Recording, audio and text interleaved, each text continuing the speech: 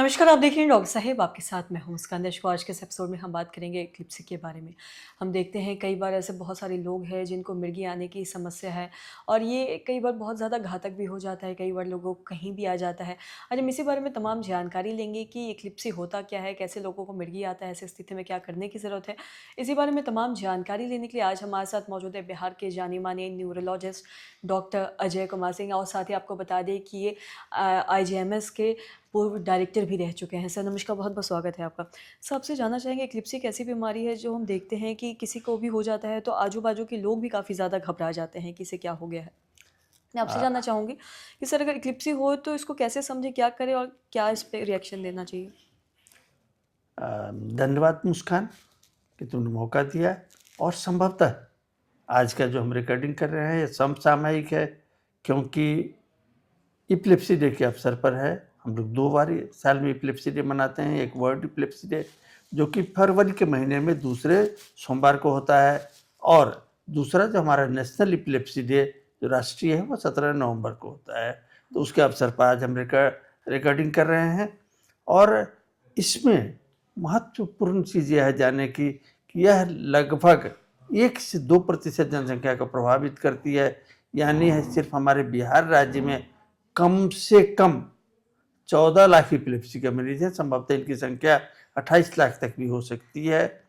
तो यह एक इम्पॉर्टेंट है और इनमें से काफ़ी लोग इलाज के लिए नहीं आते हैं क्योंकि गाँव में लोगों को भ्रांति होती है कि भूत प्रेत जादू टोने इत्यादि कारण है और उस तरह से वो लोग इलाज कराते हैं। जबकि वास्तविकता यह है कि इनमें से अधिकांश मरीजों का इलाज संभव है और अधिकांश मरीजों के दौरों को दवा की मदद से नियंत्रित किया जा सकता है। इतना ही नहीं, यह भी महत्वपूर्ण है कि इसमें से काफ़ी बड़ी संख्या में मिर्गी के मरीजों में इसकी रोकथाम की जा सकती है और इसमें जो रोग के लायक कुछ तो कारण है जो कि जिनकी रोकथाम संभव नहीं है या जिनमें कारण नहीं मालूम होता है।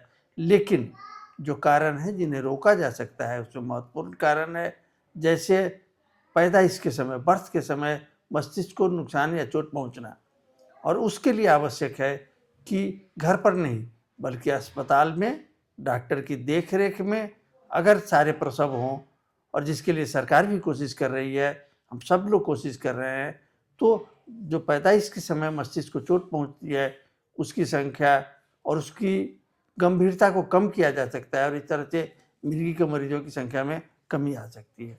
दूसरी चीज़ें जो महत्वपूर्ण है जिसे रोका जा सकता है, वह है जो सड़क पर चोट लगती है एक्सीडेंट्स में, तो उसके कारण उनमें अगर ट्रैफिक के नियमों का पालन हो और मरीजों का तुरंत इलाज हो, तो उससे उसको रोकथाम किया जा सकता है। तीसरी चीज़ है महत्वपूर्ण क्योंकि इन्फेक्शन जिसमें मेनिंजाइटिस एन्केफेलाइटिस है, उनसे बचना थोड़ा मुश्किल है, लेकिन न्यूरोसिस्टिक सर्कोसिस जिसमें किस यह कीड़ा होता है एक तरह का जो कि मस्तिष्क पे पहुँचता है और इसके लिए यह सूअर के पेट में होता है। तो अगर उसमें सावधानी बरती जाए कि जो हम भोजन करते हैं उसमें उन कीड़े का उसका प्रयोग कम हो तो सलाद वगैरह में थोड़ी सफाई रहे, तो इस तरह से इनकी मरीजों की संख्या में कमी लाई जा सकती है और जिन्हें अगर हो ही जाए, मिर्गी के दौरे आ जाएँ तो कई बार भ्रांतियाँ होती हैं कि जूता, चप्पल ये सब सुंघाने से इन्हें इनके दौरे नियंत्रित होते हैं। ये भ्रांति है क्योंकि मिर्गी के अधिकांश दौरे